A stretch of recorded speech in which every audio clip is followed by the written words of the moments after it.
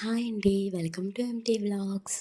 ఈరోజు మనమైతే కమ్మని రసంతో చికెన్ కర్రీ చేసుకొని చక్కగా లాగించేద్దామండి. రసం అయితే చాలామంది చాలా రకాలుగా పెడతారు. నేను ఈరోజు ఒక రకమైన రసాన్ని చూపిస్తున్నాను.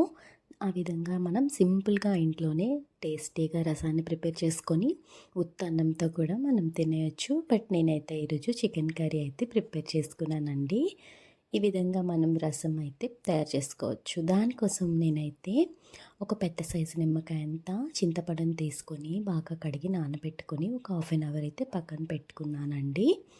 పక్కన పెట్టుకున్న తర్వాత నేనైతే రసం కోసం కావాల్సిన దినుసులు అయితే ప్రిపేర్ చేసుకుంటున్నాను. ముందుగా కొద్దిగా అల్లం తీసుకొని దాన్నైతే కొద్దిగా కచ్చపచ్చగా దంచుకొని, అలాగే ఒక లవంగం ముక్క, చిన్న దాల్చిన చెక్క ముక్క, అలాగే ఒక 2-3 మిరియాలు వేసుకొని కొద్దిగా దంచుకోవాలన్నమాట. తర్వాత మనం కొద్దిగా ఒక 10-15 ధనియాలు కూడా తీసుకొని వీటన్నిటిని కచ్చపచ్చగా దంచుకొని ఆ ముద్దనైతే పక్కన పెట్టుకోవాలి.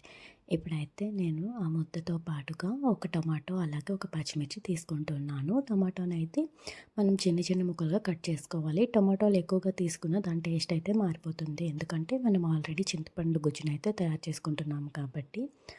ఒక 5-6 వెల్లుల్లి రెబ్బలు, అలాగే కరివేపాకు, ఒక 5-6 ఎండుమిర్చి తీసుకుంటున్నాము. ఇప్పుడైతే మనం తాలింపు వేసుకున్నాము. కొద్దిగా మెంతులు, కొద్దిగా వాము, కొద్దిగా జీలకర్ర వేసుకొని మనం దంచి పెట్టుకున్న వెల్లుల్లి రెబ్బలు, అలాగే కరివేపాకు, ఎండుమిర్చి కొంచెం ఫ్రై అవ్వనివ్వాలి.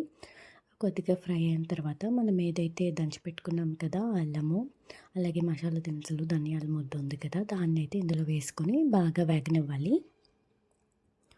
అది బాగా వేగిన తర్వాత టమాటా యాడ్ చేసుకొని టమాటా కూడా ఒక 5 మినిట్స్ అయితే ఫ్రై అవ్వనివ్వాలి పచ్చివాసన పోయే వరకు.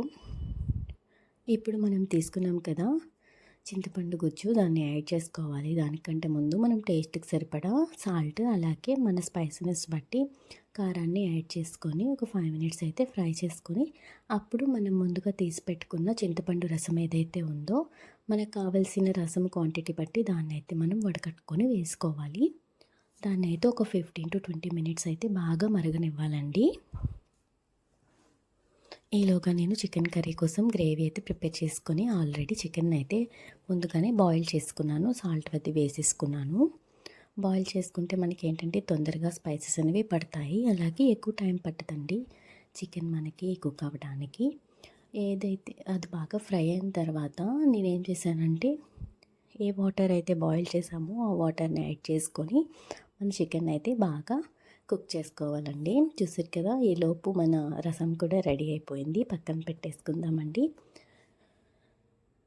ఆ అరోమా అయితే చాలా బాగుంది. నేను ఒకవైపు రైస్ పెట్టుకున్నాను, అలాగే రసం అయిపోయింది.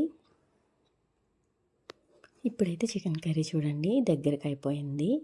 లాస్ట్లో కస్తూరి మేతి వేసుకొని మనమైతే ఒక 5 మినిట్స్ అయితే ఉడికించేసుకుంటే ఈరోజు మనకి లంచ్ అనేది రెడీ అయిపోయినట్టేనండి. చూసారు కదా, చాలా గ్రేవీ అనేది థిక్గా వచ్చింది. ముక్కలు కూడా చాలా బాగా కుక్ అయిపోయినాయండి. ఇలా సింపుల్గా మనం టేస్టీగా మన ఇంట్లో వాళ్ళకి వండి పెడితే మనకి ఎంతో ఆనందంగా ఉంటుందండి. చూసారు కదా, రైస్లో రసం ఒకటే వేసుకున్నాను, ఒక చిన్న ఆనియన్ పెట్టుకున్నాను. చికెన్ చూడండి ఎంత బాగా కుక్ అయిందో. ఇలాంటి ఈజీ, హెల్తీ, టేస్టీ రెసిపీస్ కోసం నా ఛానల్ని అయితే సబ్స్క్రైబ్ చేసుకోవడం మర్చిపోవద్దు. Thank you for watching.